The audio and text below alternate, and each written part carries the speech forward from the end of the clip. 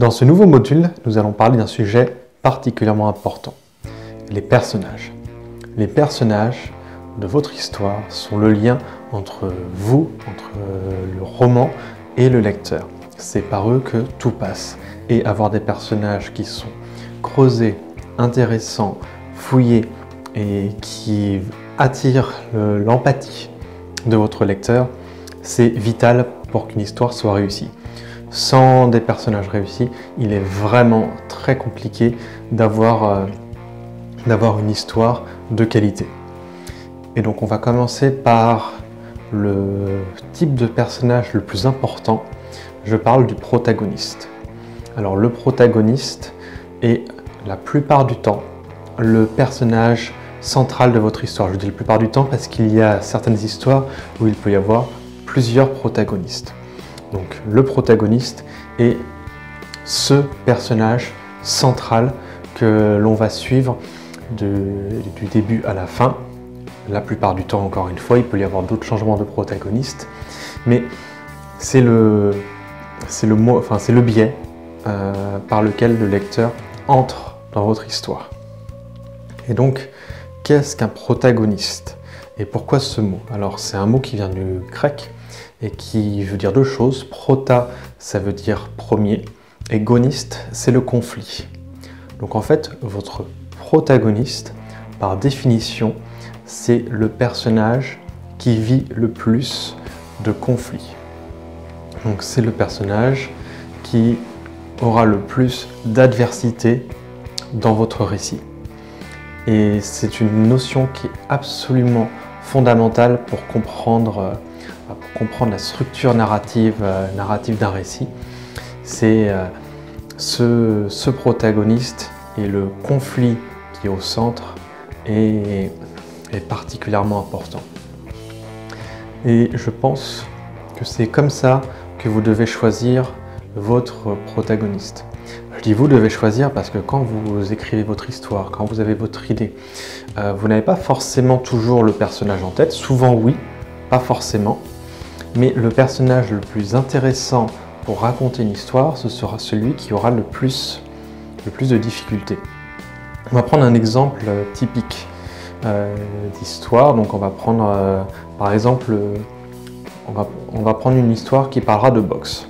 Donc un scénario assez classique qui a été fait pas mal de fois au cinéma. Et on va avoir souvent, dans une histoire comme ça, admettons dans notre histoire, on va avoir deux personnages qui sont centraux et qui sont censés s'affronter à la fin du récit et d'avoir vraiment le match sur le ring. Et c'est la clôture du spectacle et de votre récit. C'est le moment où tout se joue et toute l'écriture de ce roman-là est une progression vers ce match final et vers cette fin éclatante. Donc la question que vous posez à ce moment-là, quand vous commencez l'histoire, c'est lequel des boxeurs va être votre personnage central. Il faut bien sûr avoir une histoire qui suit les deux, mais quelque part, il faut choisir.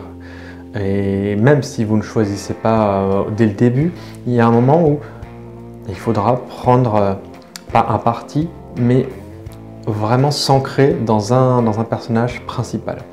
Et alors, c'est valable à l'échelle du roman, c'est aussi valable à l'échelle du chapitre. C'est que chaque chapitre a son protagoniste, son personnage central.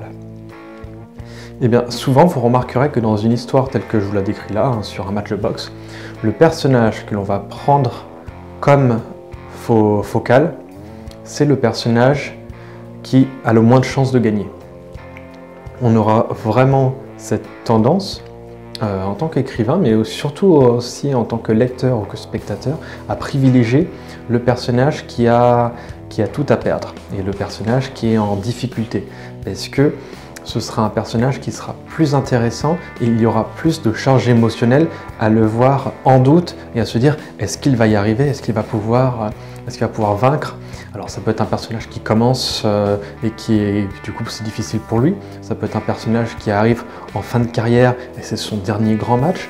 Ça peut être un personnage qui a été blessé. Ça peut être un personnage qui est juste pas si doué que ça et puis il se retrouve face à l'autre qui est beaucoup plus établi et qui a toutes les chances de gagner. mais vous n'aurez pas vraiment ce 50-50 en termes de chance dans votre construction d'intrigue. Ça marcherait moins parce que votre lecteur sera plus derrière, plus à suivre votre personnage si celui-ci a beaucoup d'obstacles devant lui. Et une fois qu'il vint à la fin, s'il est gagnant, ce sera d'autant plus fort d'avoir suivi ce personnage où tout était contre lui. Alors, on voit ça dans Rocky par exemple, où c'est le personnage de Sylvester Stallone qui est sur retour et qui veut faire ce dernier match. Dans un autre registre, on voit aussi ça dans 8 Mile, le film avec Eminem, donc là c'est plus de la boxe, mais c'est un match aussi, c'est un concours de rap, et on a ce personnage qui au début de l'histoire perd, et puis c'est toute la transition jusqu'à ce qu'il s'en sorte, mais c'est un personnage où tout est contre lui. Et on pourra en prendre plein et plein. Dans d'autres registres, si vous regardez Star Wars, c'est tout à fait ça. Dans la trilogie initiale, on suit les personnages qui sont du côté des rebelles. Donc c'est-à-dire qu'il y a un empire qui les écrase et qui est tout puissant, et pourtant on suit la bande de quelques héros qui veulent vaincre et qui ont qui ont toutes les difficultés contre eux. Donc protagoniste, ça vient vraiment de là, ce concept-là, c'est que votre personnage principal devrait être celui qui vit le plus de conflits. On reviendra vraiment sur les notions de conflit parce qu'elles sont centrales dans une histoire, mais déjà pour la création de votre personnage, c'est celui qui est le plus intéressant. Et il y a une notion à savoir aussi, c'est que là on a parlé de personnage qui vit le plus de conflits, qui a le plus de chances d'échouer et qui est en difficulté. On n'a pas du tout parlé de valeurs morales. Donc souvent un protagoniste aura des valeurs morales qui sont dans le sens du public, c'est-à-dire qu'il sera le héros. C'est très souvent le cas, mais pas toujours. Et il n'y a pas besoin que votre personnage principal soit un héros pour qu'il s'en sorte. Je vais vous citer un exemple, par exemple, c'est dans une nouvelle d'Audrey Salle qui s'appelle Nietzsche ta mère, une nouvelle qui n'est pas encore parue au moment où je tourne cette vidéo, donc je vais vous spoiler un petit peu, j'en suis désolé. Mais on suit un ou une héroïne, on ne le sait pas dans le texte, ce n'est pas mentionné, mais qui s'appelle Sam. Et Sam est une sorte d'apprenti psychopathe. Et c'est cette scène où on a Sam qui veut devenir tueur ou tueuse en série. Et on suit avec elle toutes les difficultés qu'il y a, parce que c'est pas si simple que ça, parce qu'elle est étudiante, elle a sa mère qui est autour d'elle, elle doit faire ça discrètement, et puis c'est pas si facile de trouver le matériel, et puis pour la réputation. Et en fait, on est derrière ce personnage qui est quand même très sombre, qui n'est pas du tout un personnage bienveillant, qui est un personnage même plutôt cruel, mais qui vit plein de galères.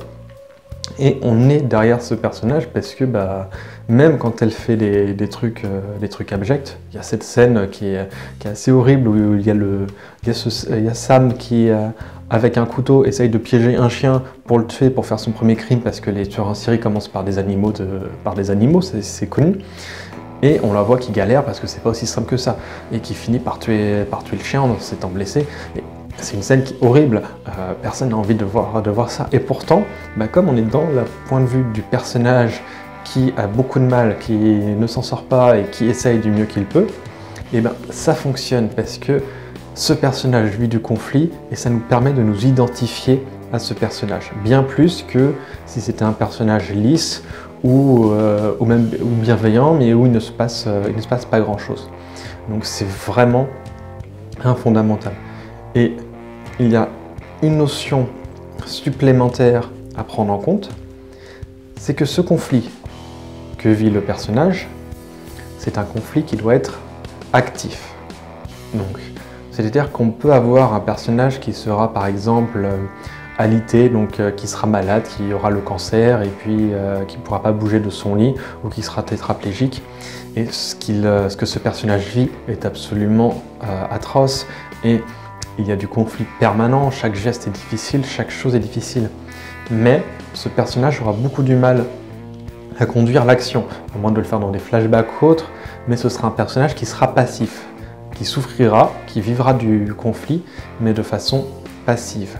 Alors qu'on pourrait avoir un autre personnage dans cette histoire qui serait, je sais pas, l'infirmière ou le conjoint qui souffre avec cette personne et qui ne sait pas comment faire, qui ne sait pas comment s'en sortir dans la vie et qui souffrira beaucoup moins que ce personnage que nous venons de décrire, mais qui pourra être acteur ou actrice de sa vie, qui vivra quand même beaucoup de conflits parce que ça reste une situation très difficile et le fait d'être acteur ou actrice de sa vie permet de conduire l'intrigue et d'accrocher le spectateur ou le lecteur.